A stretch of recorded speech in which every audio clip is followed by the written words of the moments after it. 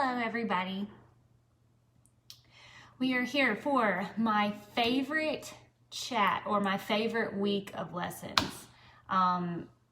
Main reason why week 7 is my favorite is because it combines everything that I love: food and exercise. You know, most people will join Clean Kitchen or start exercising because they want to change their body composition. Of course, you know, quality of health is a really good goal, but let's be honest, a lot of people just want to, you know, feel better and look better, and build their body better. And so, you know, this whole week kind of brings both worlds together. So where you have, it's got some sun coming in my face. All right, so where, oh God, I don't know what the heck's happening here. We got the sun coming in, sorry. So where, you know, we've been focusing on our habits and the food quality and all that stuff. Now we're going to marriage the two. You've gotten your Volt workouts. Most of you are probably starting to dabble into that if you haven't already, or if you are already a regular exerciser, this is going to hit home well for you. So we started, Sunday was the lesson Burning Energy. And now this chat, I'm not going to go through every single lesson and the high points, or, you know, like in detail and points or whatever, because this week you got a lot of videos, simply because it's a lot of information that we wanted to split up so you were able to, you know, digest it and really let it sink in. So on Sunday, you got a part 1 video about burning energy, and that is actually a past coaches chat that me and Steve did, and it went on forever because seriously, we can talk about exercise nutrition forever. So we broke it up into 2 parts, and that's about nutrient deficiencies and how people, not meaning to, but chronically undereat. And it's the whole exercise more, eat less mentality, where people are obsessed with trying to lose weight.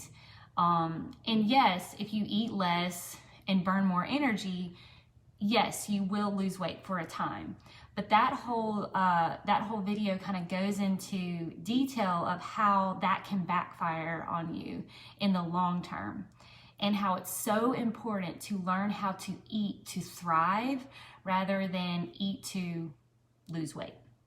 So, you know, the way that you're eating now with the habits doesn't really change regardless in what season that you're in.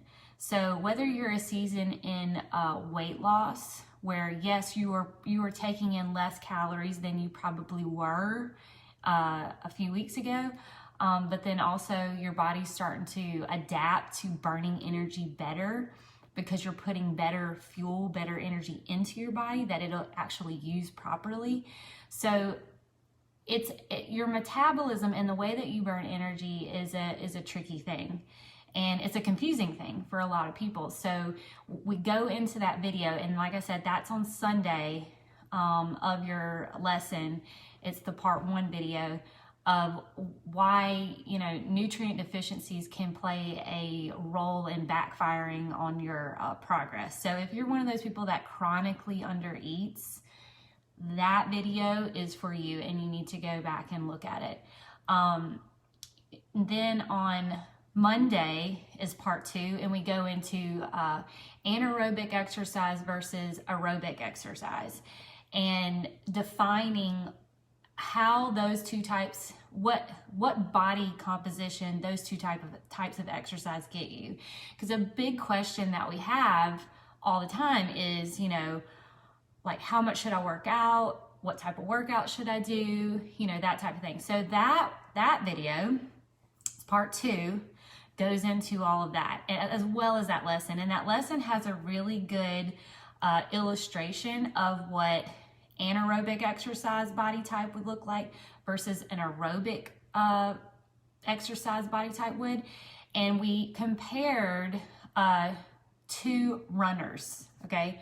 One is a sprinter, and that is the illustration of anaerobic exercise, like fast bursts of energy, sprints obviously, but then more importantly, like they are training for power. So they're training with weights, anything that's short duration that you need rest after is anaerobic type of thing. So that's where like HIIT can come in, like really intense exercise that you need to rest. Now, aerobic exercise, which is actually very important for your foundation of all fitness. So this lesson is not about which one is more, I guess it is, which one is more beneficial based on your goal, but they're both very beneficial and they're both necessary to reach goals.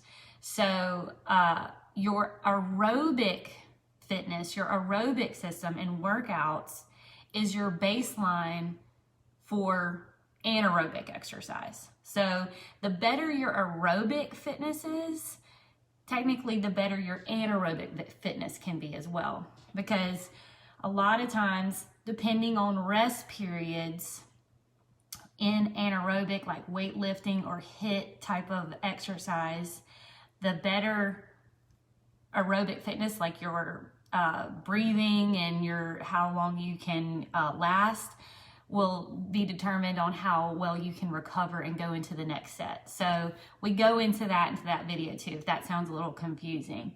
But as well as in those same lessons, I have a few other videos down at the bottom, where one I talk about, the first one on Sunday is how many times a week should you work out? And I go through what a beginner should do. And then also if you're a person that is looking for more muscle building and body composition changes, I kind of define like what that would look like as far as where you should start out. And then if you have the expectation of building more muscle, this is what you should be. And so then the next day I talk about my own personal schedule. So I get that question a lot. What do you do? Like, how much do you work out? And it varies depending on what I have going on during the week. But for over 10 years, I can say this consistently, I have gotten at least 4 workouts on average every single week. There is rarely a time that I work out less than 4 times. Most of the time though, if I'm, not on a trip or something's not weird in my schedule or whatever, usually my normal schedule is I work out 5 to 6 times a week.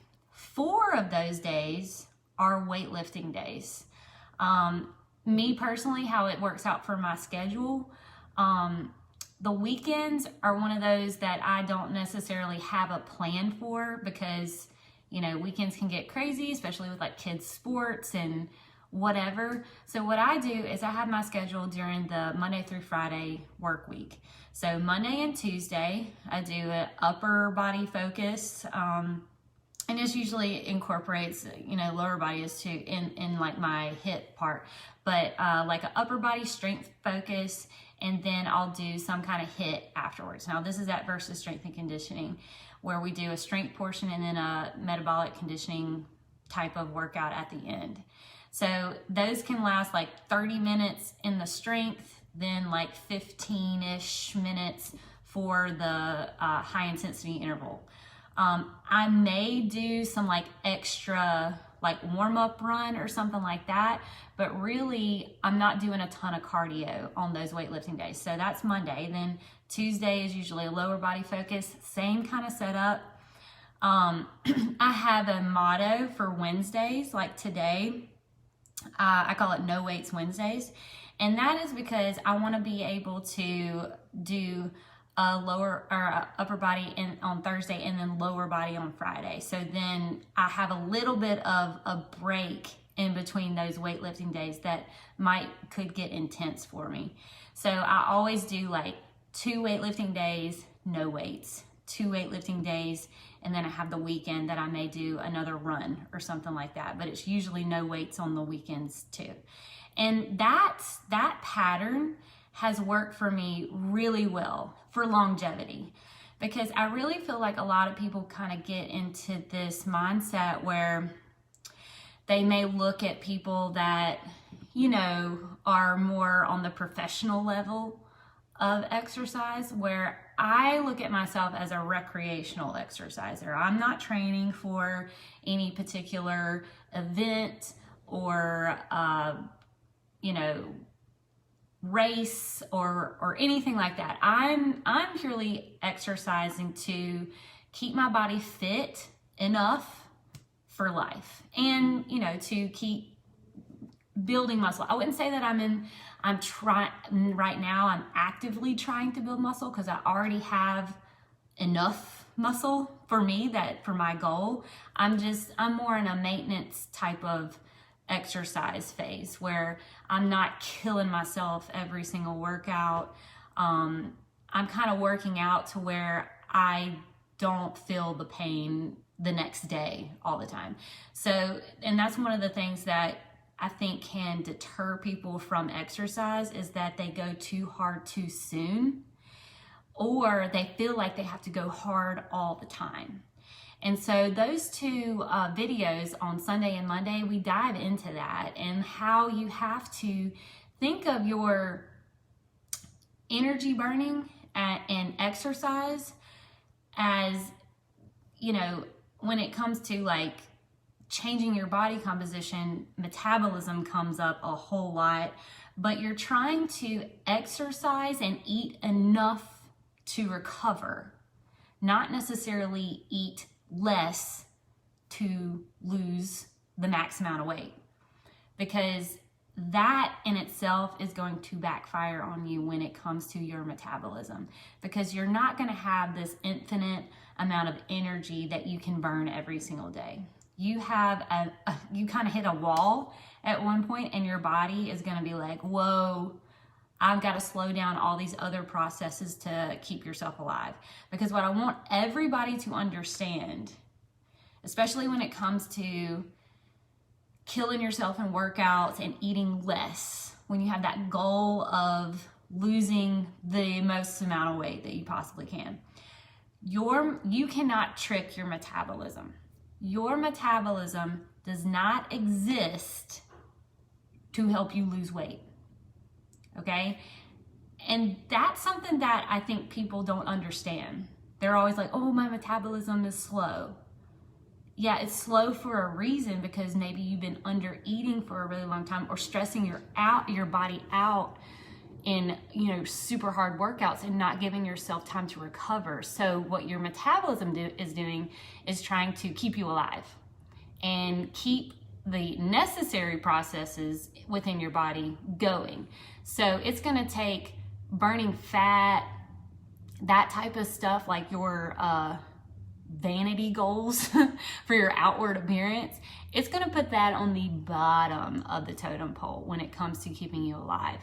And so your metabolism, when it slows down or whatever, or you're just feeling bad and, you know, you're not recovered enough, you're working too hard, it's telling you something. It's telling you to back it off and give it what it needs. Because when it comes to exercise, recovery, and body composition change, and your metabolism, all that like in one little package, you have to toe the line of eating just enough to recover and build your body, the muscles, but not store fat.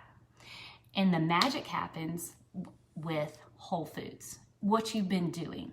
So, you know, all the people that want to like try to fit their macros into stuff, your metabolism is not one cookie cutter little thing. Like some days you may require more energy, food than other days. So it's really important to understand and learn how to read your body and what it's telling you, that, you know, if you're training too hard, or if you're having these cravings and you're not sleeping well and, you know, things are just going south, then you need to take a step back and see what you're doing. And it could be that you are nutrient deficient because you are under eating. You could be overtraining, doing too much too soon, not getting enough sleep type of thing. And so all those little factors can play, they play a part in how your body burns energy, your metabolism every single week. And it can change from week to week. And that's really important to understand. So this week of lessons are jam-packed with a lot of information, but it's very useful information. And I think a lot of aha moments will happen for you that, maybe are like cardio bunnies and just think that you can, burn as many calories as humanly possible, and, get the body that you want, when in reality, your body doesn't work that way. So take a look at those lessons. Those are Sunday and Monday. And then I think Tuesday you got a lesson on carb timing. That's another one that you can take it or leave it. That's more, carb timing is more on like level 2 type of eater. So if you're a level 1 eater and you're going just to add in the good, I don't want you worrying about carb timing. And again, if you're tired and cranky and feeling worn down, I don't want you to worry about carb timing. I want you to actually eat some carbs. Eat some potatoes at night before you go to bed so you can help turn on some melatonin and get some good rest type of thing. Carb timing doesn't always apply to everyone. It depends on a whole lot of other factors, but name of the game is, of course, always eat better quality carbs. And I think in that lesson, you got a list of those carbs again, and of course, some refined sugar carbs. And then today, I think, is a lesson, another mindset lesson about being proactive versus reactive. That's a really good lesson, kind of in the same vein as like the emotional eater versus, the being rational type of thing lesson that we had, I believe it was last week. And then we have a lesson coming up about the scale. That's a really, really, really eye-opening good one for everybody that is obsessed with the number on the scale. It's a number, and that's all it is. And that's all I'm going to say. You'll see that lesson later in the week. But, for those of you that may be weighing every single day, stop doing that.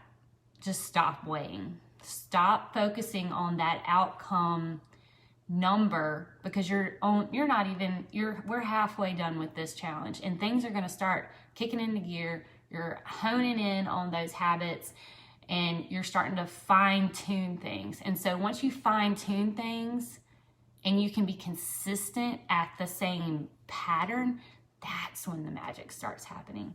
So I'll end it there. It's a big week of lessons. It's my favorite week of lessons.